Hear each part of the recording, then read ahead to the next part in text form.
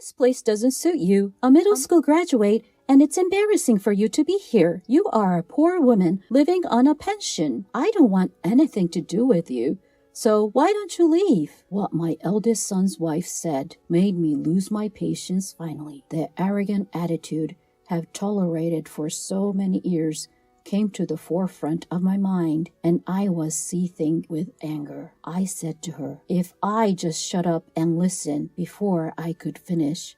My second son's wife, who looked pale, said, "Oh, Mary, don't tell me you don't know." This is the story of my eldest son's wife, who had made fun of me, her mother-in-law, until she fell into a miserable situation. My name is Sally. Today, I'm going to be 62 years old. I am already old, but I managed to live a healthy life. Since graduating a junior high school, I have spent my time working and raising my children, and before I knew it, I have reached this age. Even for me, it was depressing when my beloved husband suddenly passed away 5 years ago. But with the support of those around me, I was able to overcome over the few years. I am now working just a little bit. I have taken over the work from my husband, and although there are some small problems, the work itself is going well,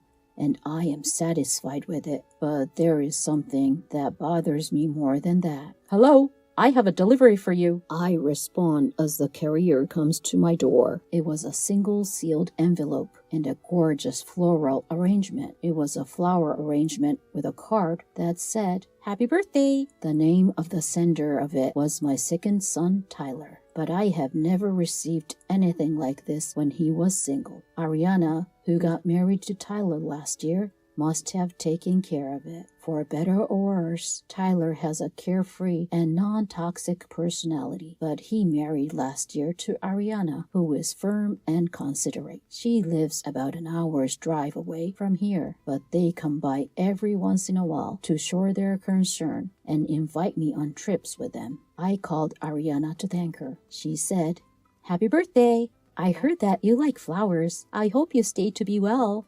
I look forward to seeing you again," she said happily. She is such a good wife that is too good for Tyler. The problem is the sender of the other sealed letter. The sender's name is Tom, my eldest son. When I opened it, I found a birthday card. Tom, who got married a little before Tyler, is not the type of person who would do something like this on his own either. So it must have been his wife, Mary. My eldest son's wife, Mary, was the source of my greatest concern. Mary boasts of being a highly educated elite working for a large company. She has a strong temperament and, to put it bluntly, a haughty personality. She judges people based on their educational backgrounds and the companies they work for. And if someone is lower than her, she immediately takes an attitude of making fun of them. I, who has been working since graduated from junior high school, is an object of contempt for her. I knew from the beginning that she looked down on me, but as the months went by, she became more and more arrogant. She would come over to my house without notice, and then she would jaw at me to prepare meals. She said, "I'm tired from work." She would also ask me for money behind Tom's back. Tom is also in a management position at a restaurant chain, so money is never a problem for her. Still, I love Tom, who is like my husband, is soft-spoken and somewhat fragile, and I put up with it because she married him. But if I'm honest, it hurts me, and I don't feel good about it. But she congratulated me on my birthday. I should at least thank her. So I called Mary. I called and she said, "Hello, I'm sorry. I'm tired from work, so please make it quick." Like that, I said, "You sent me a card for my birthday, didn't you? I called to thank you for the birthday card you sent me. Thank you." "Oh, you got it. I'm so glad. Oh, by the way, there's a dinner party with your relatives coming up, isn't there? Sally, Please go dressed decently so I won't be embarrassed. Yes. Thank you anyway. Yes, yes. Well then, bye. She hung up. There was not even a word of congratulations, but that's Mary. I sighed to myself and wondered if there was anything I could do. A few weeks later, I had a chance to have a dinner party with my relatives. My niece, who I have loved since she was a little girl, was getting married. She is a cousin of Tom and Tyler. Since they were not going to have a wedding, they decided to hold a dinner party to introduce her husband to her relatives. They invited me, Tom, Mary, Tyler, and Ariana. I was walking with my second son and his wife, who has arrived earlier, through the courtyard where the dinner party was to be held. The weather was fine today, wasn't it? You look great in your kimono, and it fits perfectly in this courtyard, I said. Well, it's a proper place today, and I haven't been here in a long time. I wish I had come in a kimono too. It's a very nice and luxurious restaurant. Oh, come on. I can't buy you an expensive kimono for a place like this. I know. I'm just saying. While we were having such conversation, the eldest son and his wife came in late. Hello?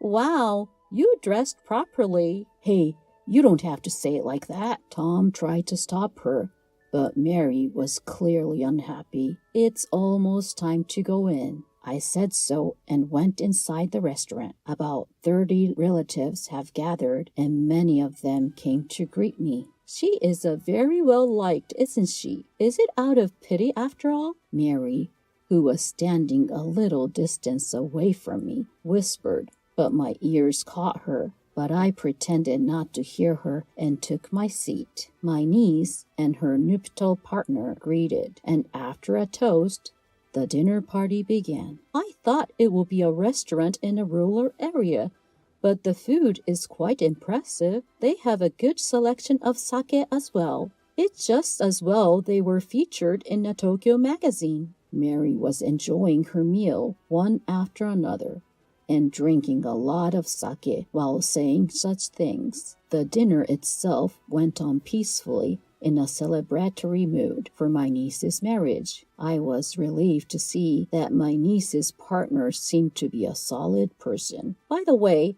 I heard that you graduated from the University of K and are working for a famous bank. In the conversation, one of the relatives said those things to my niece's marriage partner. Yes, indeed I do. I am grateful to my parents for letting me go to the college. My niece's marriage partner replied with trepidation. So far, so good. K University? Hey, I graduated from W University. I'm a chief executive at the big company. Mary started forward, even though no one asked. She was eager to boast about her educational background and the company she works for. Hey, stop it! Tom tried to stop her, but Mary ignored him. She said, after all, in this day and age, academic background is very important, isn't it? No, I don't think so. There are many respectable people, regardless of their academic background. My niece's marriage partner responded firmly, but Mary's talking does not end. I think you, who went to K University, would understand that there is something that only educated people can understand. I guess you would understand. People with no education are low level. What? My niece's partner was a bit taken aback. Hey, you've had too much to drink. That's right, Mary. Tom and Ariana desperately tried to stop her. Tom looked at Mary as if she were an alien. It was same for the relatives who were there. If you don't have an education, you can't get a job at a good company, and you can't make money. You know what I mean? Don't you, Sally? She suddenly asked me, but I already guessed what she was going to say. I don't know, Mary. You drank too much. Why don't you go outside and get some air? I answered without hesitation, but that seemed to irritate her. What's the matter with you? Mary, you're being a bit harsh. Did you just tell me to leave? Even though I'm a college graduate, And you are a junior high school graduate. I don't understand. Hey, what the hell are you? Tom tried to stop her, but I stopped him with my eyes. Now that it's come to this, the pus has to come out, I thought. Mary, if you have something to say, why don't you say it? I said, and she laughed through her nose and then spoke up. Well, let me tell you something. If I were you, I would be too embarrassed to show up in the relatives because you're a middle school graduate with no qualification. All the relatives, including my niece and my niece's married partner, were looking at us. She said, I haven't seen you working much since your husband passed away. I mean, you're unemployed, and at 62, it's not even close to retirement age at the place I work. And people are working hard as an elite manager. Mary was a sole provider. She even seemed to be enjoying herself. You didn't go to high school, not even to a good university, and you don't have any qualifications. That's why you're in this situation. Don't you think it's pathetic? Oh, I definitely don't want to become an aunt like you, although I don't because I work for a big company. Not only the relatives, but even the employees who brought the food froze and listened to her words. Then she unleashed the decisive words. She said, a middle school graduate like you doesn't belong in a place like this, and it's embarrassing. You are a poor person living on a pension.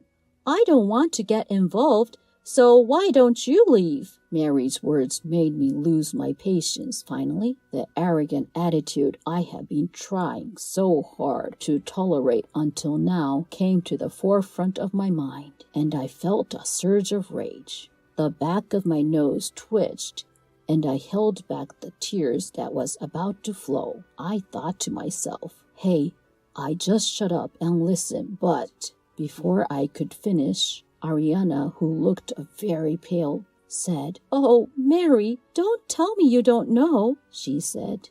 What? I don't know what? Mary looked at Ariana with doubtful eyes, then looked around at the relatives. Some looked bitter, some looked really angry, some looked condescending. Tom suppressed his eyes and slumped down. What? What the hell? Mary said, and Ariana answered in a trembling voice. Sally is the owner of this restaurant, remember? After a moment of silence. What? Don't make me laugh. What are you talking about? Mary snickered. Then the chief and the employees who were there rushed over to me. Boss, are you all right? She is a wonderful person. I can't tell you how much she had helped me. Do you know what you're talking about? He shouted angrily at Mary. She turned to Tom. Tom, what's this all about? Nothing. It's just what they said is true. What? What are you talking about? You've never told me before. Dad and Mom started this restaurant, and she took over from him, but she wasn't in a good position to run the business by herself. So now she lends her name to someone else to run the business. It is true that she is the owner. Why didn't you tell me? If I tell you, you would say stupid things, like getting the restaurant or the property. I wanted to leave my mother alone, who was depressed after my father's death. Besides, as soon as you heard about my mother's education background, you looked down on her and weren't interested. What? How can a junior high school graduate run such a fancy restaurant? The business is going down the drain, isn't it? Even the house is old. It's true that they are poor. Tyler was the one who spoke to Mary, who is still complaining. My mother is a person who prefers to keep things simple, and the house is full of memories of my father. She owns a condominium in front of the station and other properties that she and my father bought together. To be honest, I think she earns much more than you do. What? What the hell?